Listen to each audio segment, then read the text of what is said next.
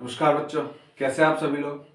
बच्चों, काफी बढ़िया होंगे आप लोग और मन से और अच्छे से तैयारी कर रहे होंगे। बच्चों, एक बेहतरीन क्वेश्चन आपके सामने है बच्चों, क्योंकि टाइम क्वेश्चन को सोल्व करने में टाइम इसलिए नहीं लगता है क्योंकि ये डिस्क्रिप्टिव टाइप क्वेश्चन है। तो डिस्क्रिप्टिव टाइप क्वेश्चंस को उसके पैटर्न के अकॉर्डिंग बनाना पड़ता है। ऐसे तो एक लाइन में बन जाएगा, क्योंकि ये एक लाइन में अगर सीधे सिंपल न्यूमेरिकल हो तो एक लाइन में इसको बना सकते हैं, लेकिन एक लाइन में नहीं। हम यहाँ पर इसलिए आपको पूरा सिस्टमेटाइज बताते हैं क्योंकि बोर्ड के एग्जामिनेशंस में क्या होता है कि अगर न्यूमेरिकल्स आ जाता है कुछ इस टाइप से, तो आपको करना क्या होगा कि उसको स्टेप बाय स्टेप बनाना पड़ेगा। अगर आप स्टेप छोड़ते हैं, आपको आंसर आता है सीधे बना देंगे, तो ऐसा नहीं है कि फुल मार्क्स आपको मिल जाएगा। तो इस वजह से ऐसा करते हैं। तो ये मत सोचिएगा कि ये टाइम की ज्यादा बर्बादी है, क्योंकि अगर आप क्वेश्चन समझते हैं तो और ज्यादा बेहतरीन रहेगा। चलिए बिना टाइम वेस्ट किए आते हैं क्वेश्चन की तरफ। क्वेश्चन को पढ़िएगा अच्छे से और देखिएगा क्या कह रहा है क्वेश्चन। क्वेश्चन में कह रहा है कि two resistance of 15 ohm and 4 ohm in series are connected to a cell of EMF 2 volt। बच्चों, यहां पर एक चीज का जिक्र किया गया है, EMF 2 वोल्ट का जिक्र किया गया है। ध्यान दीजिएगा, यहां पर में क्या जिक्र किया गया है, EMF 2 वोल्ट। हो सकता है आपके लिए कहीं नया हो, तो हम इसलिए आपको बता देते हैं कि ये जो EMF 2 वोल्ट जिसका जिक्र किया गया है, इसको बोलते हैं इलेक्ट्रोमोटिव फोर्स। क्या बोलते हैं? Electromotive force. इलेक्ट्रोमोटिव फोर्स क्या होता है बच्चों, कि क्या होता है कि चार्ज को मूव करवाने के लिए जिस फोर्स की जरूरत होती है वो इलेक्ट्रोमोटिव फोर्स कहलाता है। तो यहां पर इलेक्ट्रोमोटिव फोर्स 2 वोल्ट का है, मतलब एक लाइन में इसको समझ लीजिए कि ये पोटेंशियल डिफरेंस दिया गया है। पोटेंशियल डिफरेंस है, इलेक्ट्रोमोटिव फोर्स जो है यहाँ पे पोटेंशियल डिफरेंस दिया गया है। एंड इंटरनल रेजिस्टेंस 1 ohm, और दो तो सीरीज में कनेक्टेड है 15 ohm और 4 ohm, और एक जो है वो इंटरनल रेजिस्टेंस 1 ohm है।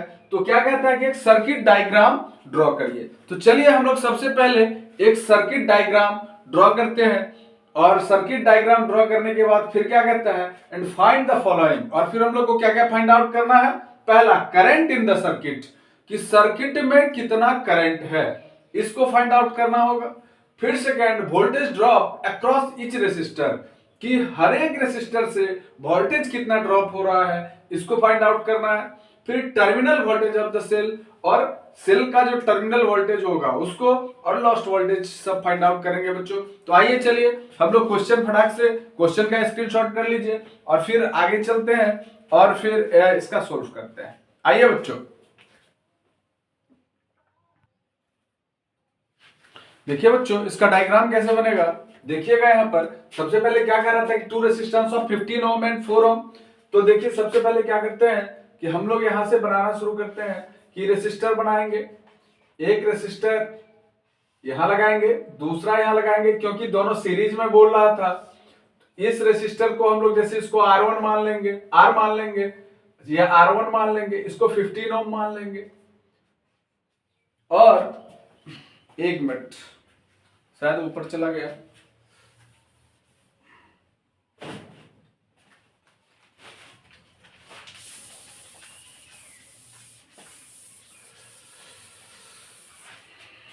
देखिएगा बच्चों यहां से कि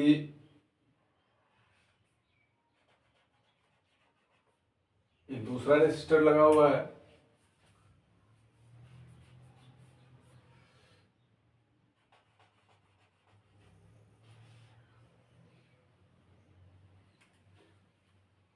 थोड़ा सा ये तिरछा हो जा रहा है, कोई बात नहीं है क्योंकि बोर्ड, चलिए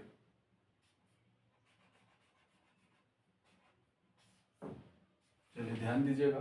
यहाँ पर इसको हम लोग R1 मान लेते हैं, ये 15 ohm है, और बच्चों ये वाला जो है ये 4 ohm है। ठीक है, ये 4 ohm है। हम लोग क्या किए कि यहाँ पे दोनों रेसिस्टेंस जो है सीरीज में लगा हुआ है, और ये वाला यहाँ पर में क्या लगा हुआ है, EMF लगा हुआ है, इलेक्ट्रोमोटिव फोर्स। इलेक्ट्रोमोटिव फोर्स कितना का था बच्चों, 2 वोल्ट का था। EMF कितना का था, 2 वोल्ट का। आप देख पा रहे होंगे कि EMF 2 वोल्ट का लगा हुआ था, और यहां पर एक और इंटरनल रेसिस्टेंस लगा हुआ था। क्या लगा हुआ था, इंटरनल रेसिस्टेंस लगा हुआ था वो कितना का था, 1 ओम का लगा हुआ था। चलिए बच्चों, अब जो क्वेश्चन आप देखे उस क्वेश्चन के अकॉर्डिंगली देखिएगा कि यहां पर मैं वो बोला कि दो रेसिस्टर जो है वो सीरीज में कनेक्टेड है। कौन कौन, 15 ओम और 4 ओम, दो रेसिस्टर सीरीज में कनेक्टेड है, तो दोनों को सीरीज में कनेक्टेड कर दिए। उसके बाद बोला कि एक इंटरनल रेसिस्टेंस है 1 ओम का, तो इंटरनल रेसिस्टेंस हम लोग 1 ओम के दे दिए। इलेक्ट्रोमोटिव फोर्स 2 वोल्ट का कह रहा है, तो सबसे पहला क्वेश्चन कह रहा है कि करंट इन द सर्किट, कि सबसे पहला क्वेश्चन क्या कह रहा है बच्चों, कि इसमें कह रहा है कि करंट इन द सर्किट, कि इस सर्किट में आखिर कितना करंट है, टोटल करंट इस सर्किट में कितना है। तो देखिएगा टोटल करंट इस सर्किट में क्या है, कि सबसे पहले तो ये दोनों का जिक्र किया कि 15 ओम और 4 ओम दोनों सीरीज में लगे हुए हैं, तो इसमें कोई दिक्कत नहीं, ये दोनों सीरीज में है। लेकिन आपके मन में हो सकता है कि 1 ओम जो दिया हुआ है ये कैसे लगा हुआ है, तो बच्चों चूंकि 1 ओम भी इंटरनल रेसिस्टेंस की बात कर रहा है और ये भी इंड टू इंड कनेक्टेड है, इसका मतलब तीनों एक दूसरे से सीरीज में ही कनेक्टेड है। तो सबसे पहले हम लोग यहां पर मैं इक्विवेलेंट रेसिस्टेंस फाइंड आउट कर लेंगे, जिसको हम लोग टोटल रेसिस्टेंस भी बोलते हैं। तो यहां पर आइए बच्चों, और सबसे पहले हम लोग क्या करते हैं कि यहां पर मैं जो रेसिस्टेंस है वो फाइंड आउट कर लेते हैं। तो देखिए सबसे पहले क्या लिखेंगे, इक्विवेलेंट रेसिस्टेंस। इक्विवेलेंट रेसिस्टेंस क्या हो जाएगा, ये R1 प्लस R2 प्लस ये R3, तीनों को ऐड कर देंगे, R1 plus R2 plus R3, तीनों को ऐड कर दीजिए, क्या हो गया 15 ओम प्लस 4 ओम और प्लस 1 ओम, प्लस 1 ओम, तो टोटल कितना निकल के आ गया बच्चों, 20 ओम। कितना आ गया, 20 ओम। ये 20 ओम टोटल निकल करके आ गया इक्विवेलेंट रेसिस्टेंस। अब ऑलरेडी ईएमएफ 2 वोल्ट का दिया हुआ है, मतलब कि पोटेंशियल डिफरेंस कितना का दिया हुआ है, 2 वोल्ट का दिया हुआ है पोटेंशियल डिफरेंस। तो करंट बराबर क्या होता है बच्चों, हम लोग जानते हैं from ohm's law, V equal to I R. तो I इक्वल टू क्या होता है, V by R, potential difference by resistance, मतलब इलेक्ट्रोमोटिव फोर्स ऑलरेडी 2 वोल्ट दिया हुआ है, मतलब इलेक्ट्रोमोटिव फोर्स बाई रेसिस्टेंस, मतलब हम लोग लिख सकते हैं ईएमएफ बाय, जैसे यहाँ पे पोटेंशियल डिफरेंस लिख दिए कोई बात नहीं है, लेकिन यहां पर हम लोग को लिखना चाहिए था प्रॉपर ईएमएफ। क्या लिखना चाहिए था, ईएमएफ, ईएमएफ लिखना चाहिए था। और यहां पर मैं जैसे करंट हो गया बच्चों, तो करंट का भी हम लोग दे सकते हैं कि करंट बराबर क्या होता है, ईएमएफ बाय, यहां पर मैं पोटेंशियल डिफरेंस बाय रेसिस्टेंस या फिर ईएमएफ बाय रेसिस्टेंस, तो यहां पर ईएमएफ जिक्र किया है इसलिए हम लोग ईएमएफ और बाय रेसिस्टेंस कर देंगे। देखिएगा ईएमएफ कितना है, 2 वोल्ट का है, और रेसिस्टेंस कितना आ रहा है बच्चों, 20 आ रहा है, मतलब कितना हो गया 1/10 हो गया, मतलब कितना हो गया 0.1 एम्पियर जो है यह रेसिस्टेंस निकल करके आ गया, sorry current in the circuit, मतलब इस सर्किट में जो करंट फ्लो हो रहा है वो कितना का फ्लो हो रहा है, 0.1 एम्पियर का करंट फ्लो हो रहा है, जो फर्स्ट क्वेश्चन कह रहा था। फर्स्ट क्वेश्चन क्या पूछ रहा था कि करंट इन द सर्किट क्या होगा, इस सर्किट में करंट क्या होगा, और हम लोग देख लिए कि इस सर्किट में जो करंट होगा वो 0.1 एम्पियर का होगा। सिंपल था कि 15 ओम और 14 ओम दोनों सीरीज में लगे हुए थे, एक इंटरनल रेसिस्टेंस था, ये तीनों सीरीज में ही कनेक्टेड थे बच्चों। ये कंफ्यूज करने के लिए आपको इंटरनल रेसिस्टेंस का जिक्र वो कर दिया। यहां पर मैं अगर कहीं पर भी हम एक इंटरनल रेसिस्टेंस यूज भी करते हैं तो भी यहां पर में वो तीनों क्या हो जाता, सीरीज में ही कनेक्टेड हो जाता, क्योंकि पैरेलल का वो जिक्र किया नहीं था। और यहां पर मैं 2 वोल्ट का ईएमएफ दिया हुआ था, ऑलरेडी हम लोग इक्विवेलेंट रेसिस्टेंस फाइंड आउट कर लिए जो 20 ओम आ गया, और उसके बाद ईएमएफ 2 वोल्ट था, तो क्या होता करंट बराबर पोटेंशियल डिफरेंस बाय रेसिस्टेंस या फिर इलेक्ट्रोमोटिव फोर्स बाय रेसिस्टेंस होता है। 2/20 1/10 0.1 एम्पियर निकल करके आ गया। अब इसमें सेकेंड क्वेश्चन क्या कह रहा है बच्चों, ध्यान दीजिएगा।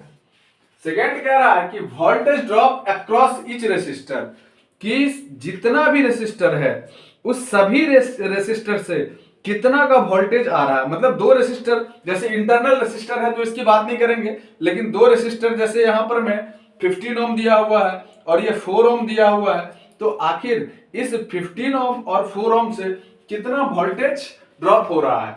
तो समझिए कि अगर 15 ओम, मतलब अगर रेसिस्टेंस 15 ओम होगा तो वोल्टेज, पहले समझ लीजिए कि हम लोग जानते हैं वोल्टेज इक्वल टू क्या होता है, आई आर होता है, करंट इनटू क्या होता है बच्चों, रेसिस्टेंस होता है, और करंट हमारा कितना निकल करके आ गया है 0.1 एम्पियर, और ऑलरेडी रेसिस्टेंस की बात कर रहा है, तो कह रहा है कि voltage drop across each resistor.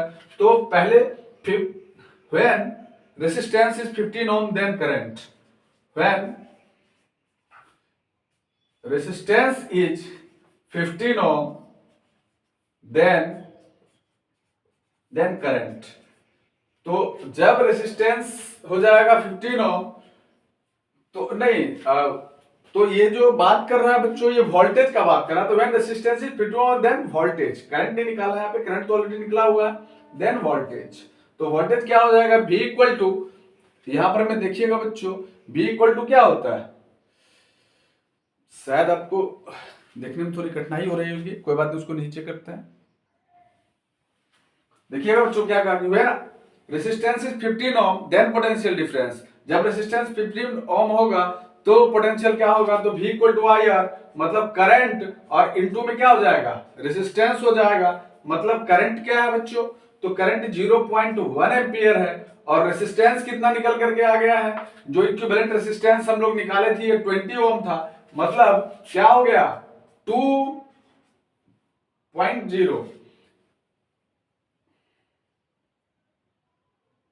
Volt, मतलब इक्वल टू 2 वोल्ट जो है वो क्या निकल करके आ गया, पोटेंशियल डिफरेंस जो है वो कितना निकल करके आ गया, 2 वोल्ट आ गया। नहीं एक मिनट, 15 हो ना, तो 20 कहां से आ गया बच्चों, ये तो यहाँ पर 15 हो जाएगा, ठीक है, तो 15 आ गया, तो अरे 20 कर देते भाई, 20 कहां से आ गया, रेसिस्टेंस करंट 0.1 था और 15 ओम रेसिस्टेंस था, तो क्या हो गया 1.5 ओम निकल करके आ गया, 1.5 ओम क्या निकल करके आ गया, ये रेसिस्टेंस निकल के आ गया। वैसे ही जब करंट 4 ओम, जब पोटेंशियल डिफरेंस 4 ओम का होगा, तो सेम वैसे ही सिमिलरली यहां पर लिख देंगे, सिमिलरली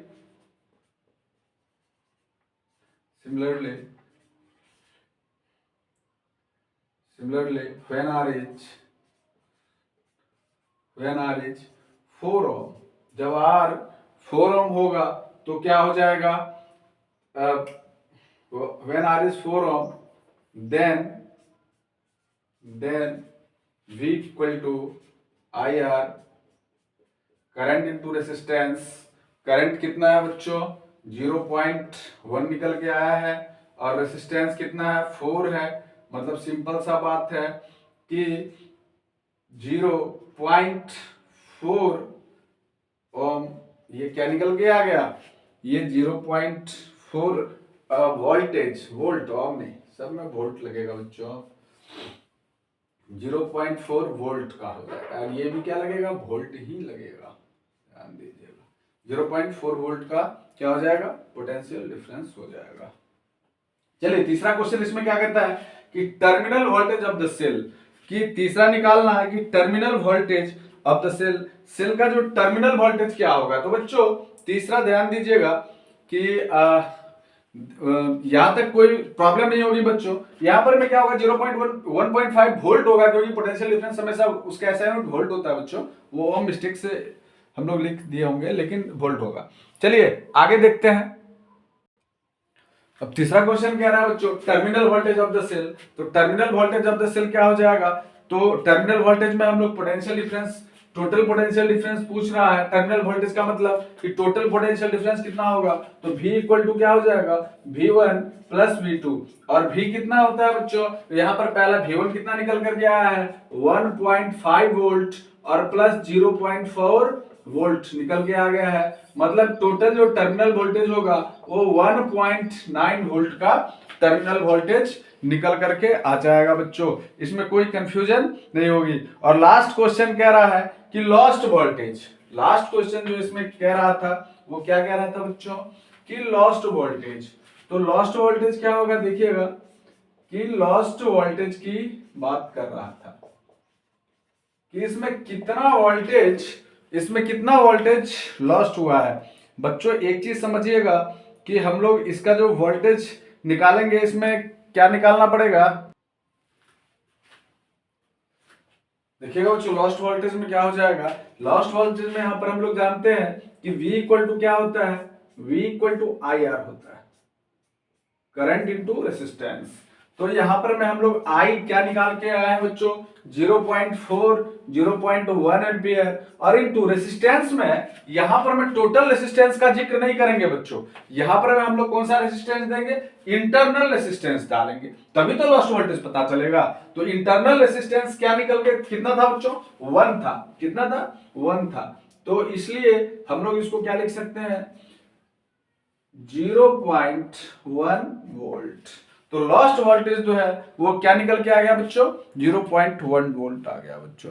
ठीक है बच्चों, फिर नए क्वेश्चन के साथ आपके सामने प्रस्तुत होंगे, तब तक के लिए have a nice day all of you.